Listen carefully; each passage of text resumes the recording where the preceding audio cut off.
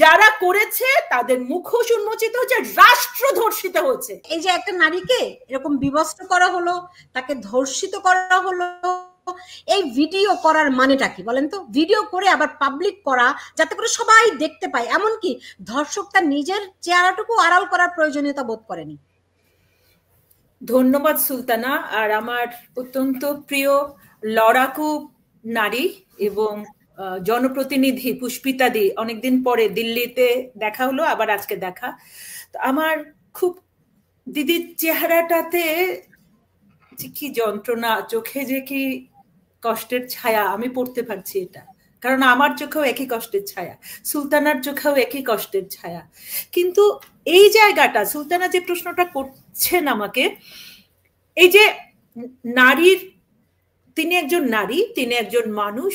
ইসলাম ধর্মে যদি বলেন যে মায়ের পায়ের নিচে বেহেশত সন্তানের, আর এই যে নারীকে সম্মান করার জায়গাটা এবং স্ত্রীকে সম্মান করার জায়গাটা, এই যে নারী, তিনি বাপের বাড়িতে গেছেন, প্রবাসী স্বামী তার। তাহলে এই যে ফজর আলী বিএনপি নেতা, আমি একটা নিউজ সূর্যবার্তাতে এটা করছিলাম মুরাদনগরে, আজকে আমার খুব কষ্ট, কালকে থেকে আমি এই ভিডিও আমি দেখতে পারিনি, প্রথমেই বলছি আমি অসম্ভব। আমি অ্যাজ এ জার্নালিস্ট সুলতানা, আমরা যারা ক্রাইম রিপোর্টার, আমরা এরকম অনেক ঘটনা, ভিকটিম দেখেছি, ভিকটিমকে আমাদের সহকর্মীদেরও আমরা যারা ভিকটিম হয়েছিল তাদেরকে দেখেছি।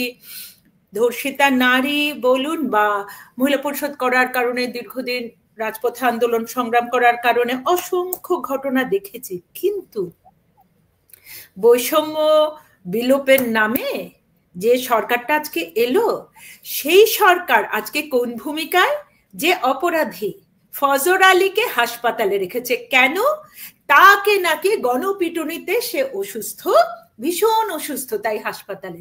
আর যে গণধর্ষণের শিকার হয়েছে সে কোথায়? তার বাড়িতে পুলিশ, ইউটিউবার, তথাকথিত সাংবাদিক, আর ইনকিলাব, নয়া দিগন্তের সাংবাদিক, সবগুলো মিলে তার বাড়িতে তাকে প্রশ্ন বাণে জর্জরিত করছে।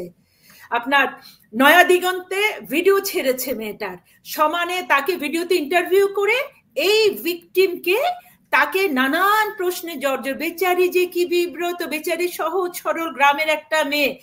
তাদের যদি আইনের আওতায়, তাহলে কারা আসবে? রাষ্ট্র তাহলে কার রক্ষক? সংখ্যালঘু একজনের আমি লেখা কালকে ফেসবুকে ভাইরাল হয়েছে দেখেছি, বলেছে কে নির্যাতিত সে আবার হিন্দু মুসলিম কি? আমি 2004-এ সাংগঠনিক সম্পাদিকা চট্টগ্রামের, নূরজাহান খান সাধারণ সম্পাদিকা, বেগম উমরতুল ফজল সভানেত্রী। তখন এই যে 2001 থেকে ধর্ষণ শুরু হলো, পূর্ণিমা ধর্ষণ, নির্বাচনের দিন থেকে একে একে অনেকগুলা ধর্ষণের ঘটনা। একটা গাড়ি নিয়ে আমরা পুরো চট্টগ্রাম জেলা মহিলা পরিষদ পথে প্রান্তরে ছুটেছি। বাঁশখালীতে, আপনার সাধনপুরে 60 বছরের একজন হিন্দু রমণীকে গণধর্ষণ করেছে বিএনপির ছেলেরা। এত পুরু মাটির দেয়াল, তার উপর দিয়ে জানলা দিয়ে ঢুকেছে ওরা, দেয়াল ভাঙতে পারেনি, দরজা ভাঙতে পারেনি।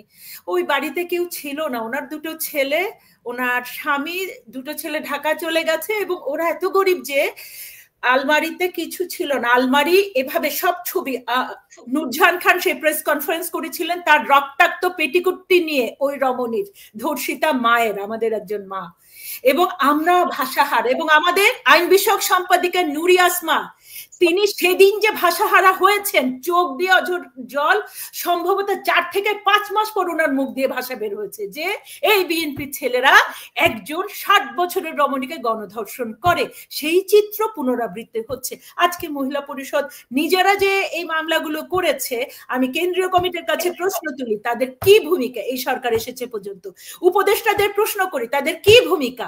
প্রধান উপদেষ্টা না হয় পুরুষ, পৌরুষের অহংকারে বলুন, পৌরুষের ওনাদের যত নোবেল পাক আর যেটা পাক সেটা ভিন্ন, কিন্তু কথা হচ্ছে নারীদের আজকে অবস্থান কোথায়? আজকে যে ভিডিওটা ভাইরাল করেছে, সেই ভিডিওটা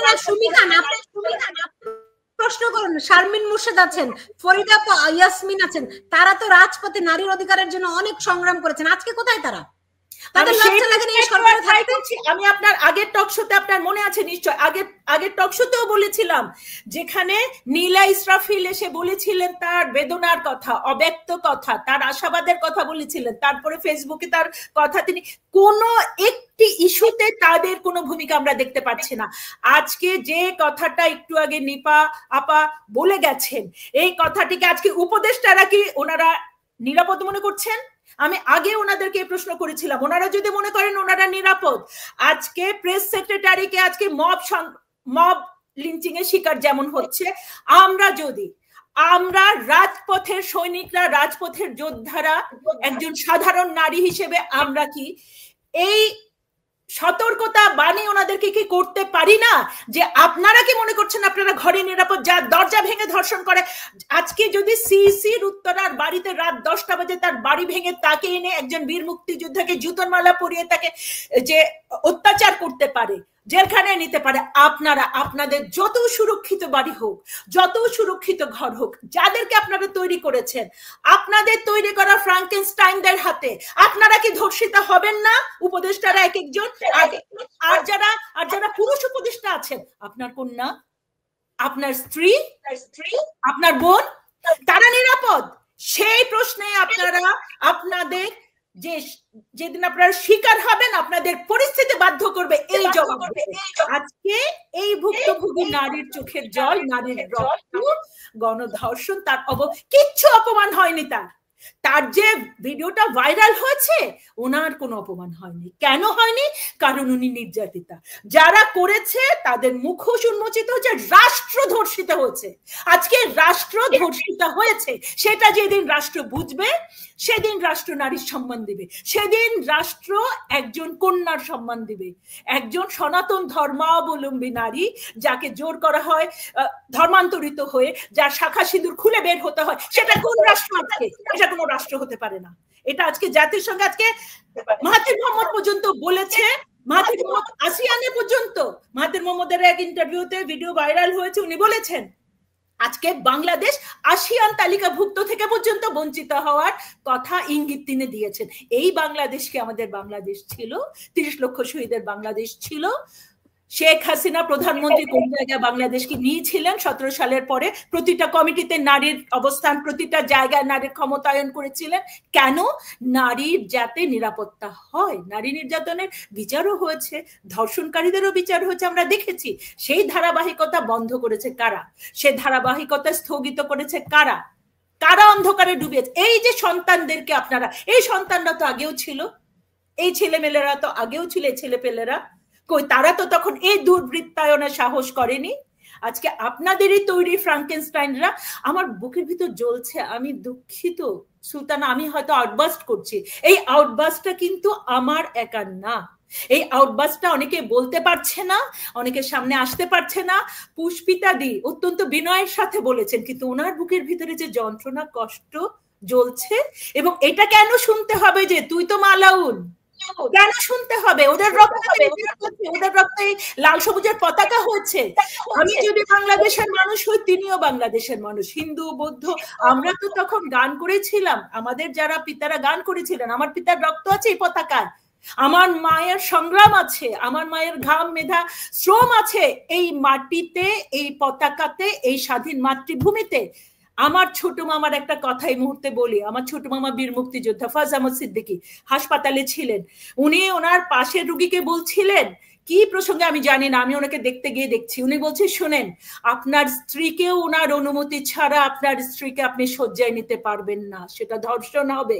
এই সচেতনতাটা যদি প্রতি ঘরে ঘরে আমাদের প্রত্যেকের সন্তানকে করি, অন্যকে তো দূরের কথা, নিজের স্ত্রীকেও অপমান করার আগে ভাববে। আর পুষ্পিতা দিকে যিনি বলেছেন যে ওনার বোনের ভিডিও ভাইরাল, পারমিশন তো বহু দূরের কথা, যিনি করবেন ওনার বোনের ভিডিও ভাইরাল, তিনি যে তাকে পশুর চেয়ে নিম্নতম শিয়াল কুকুরের জায়গায় নামিয়েছেন, সেই বোধটার নাই। সেই বোধ তাদের জাগ্রত করতে হবে। ওই যে রবি ঠাকুরের ভাষায়, আদমরাদের ঘা মেরে তুই বাঁচা, এই আদমরাদের ঘা মেরে বাঁচাতে হবে সুলতানা। জি পুষ্পিতা, দেখুন 5ই আগস্ট যখন শেখ হাসিনা চলে যান, অনেকেই বলেন শেখ হাসিনা পালিয়ে গেছেন, কিন্তু আমরা সবাই জানি শেখ হাসিনা যদি অবস্থান করতেন, তাকেও এই নারীর মতো পরিস্থিতি হতে হতো। এটা সবাই জানে, এইটাই তারা করতে চেয়েছিল শেখ হাসিনাকে, রাইট? আমাদের সৌভাগ্য যে সেই দৃশ্য দেখতে হয়নি, কিন্তু আজকে অন্য এক নারীর অবয়বে আমাদেরকে এই দৃশ্য দেখতে হচ্ছে। আপনি আমাকে বলুন তো, অনেক সনাতনী নারী পুরুষ এই আন্দোলনে অংশগ্রহণ করেছিলেন, তারা এখন কি ভাবছে, তাদের উপলব্ধি কি এখন?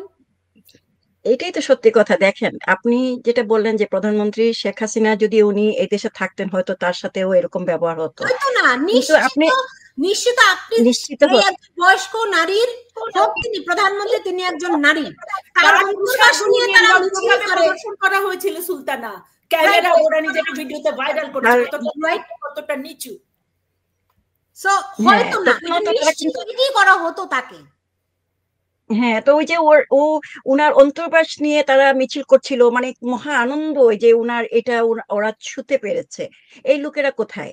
এবং আপনি যেটা প্রশ্ন করেছেন যে সনাতনীদের অনেকেই এই লাল স্বাধীনতার সাথে যুক্ত ছিলেন, তারা এখন কি বলছেন? খুবই সৌভাগ্যজনক ভাবে আমার এদের কারোর সাথে আমার এরকম পরিচয় নেই। মানে আমি নিজেকে খুবই ভাগ্যবতী মনে করি, এরকম লাল বদরের কোনো আত্মীয় স্বজন আমার নেই এবং বন্ধু বান্ধব আমার নেই। তো যেটাই মানে, কিন্তু আজকে দেখেন শুধু এই নারীদের বিষয়টা তো আছে, এটার উপরে তো আর কোনো বিষয় হতে পারে না।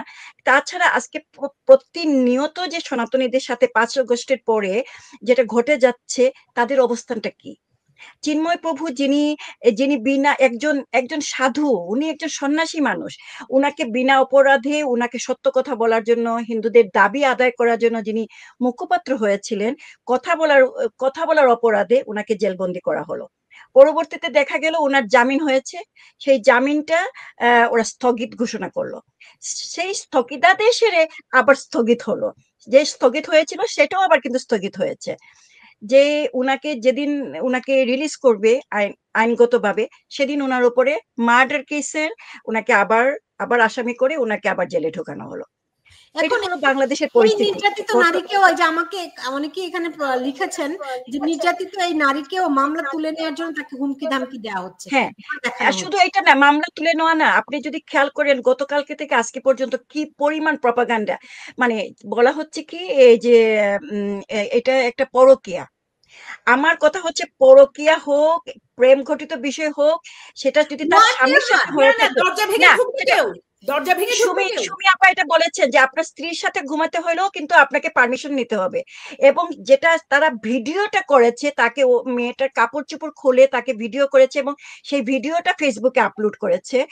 আপা এইটা বিষয়টা হচ্ছে যে এটা সহজ ছিল। দুটো কারণ হচ্ছে এখানে, যতই সনাতনীরা, আমি জানি না কয়জন এই লাল বদরদের সাথে যুক্ত হয়েছিলেন এবং এই বর্তমান এই যে অবৈধ সরকারের সাথে যাদের মদত আছে বা যাদের হাত মিলিয়েছেন, তারা কতটা সচেতন এই বিষয়ে। কিন্তু আমি যতটুকু বলবো, বর্তমানে বাংলাদেশের বা হিন্দুরা এমনিতেই দুর্বল, মানে খুবই দুর্বল, মানে একটা যে ফাইট করে বেঁচে থাকা ওনাদের মধ্যে এই জিনিসটা অনেক সবসময় কম ছিল, কিন্তু বর্তমানে একটুখানি আমার মনে হয় একটা চেতনা এসছে যে আমাদের ফাইট করে বাংলাদেশে বাঁচতে হবে।